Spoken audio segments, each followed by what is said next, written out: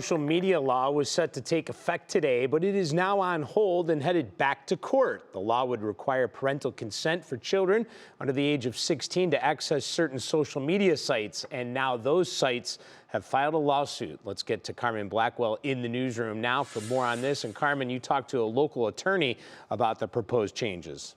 That's right. Good morning to you, Dave. I talked to local attorney Richik Sarkar about this, and the law is called the Social Media Parental Notification Act.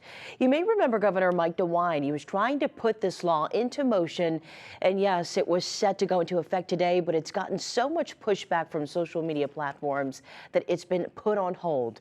Now, this actually isn't the first judge to put the law on hold. Other states have also pushed for social media laws to limit kids' access, like Arkansas, Utah, even California. And that's just to name a few. The purpose of this law is to protect minors from data privacy concerns and inappropriate content, also avoid mental health issues while using social media. And while parents are demanding that social platforms create more parental consent to use certain websites, the challenge is this. Groups like NetChoice that represent tech giants like Meta, Google, and TikTok filed lawsuits arguing that passing the social media law violates the First and 14th Amendments. And that's because they are, quote, vague and impede free speech, while critics argue that these laws could deprive minors of educational resources, community engagement, and political activism.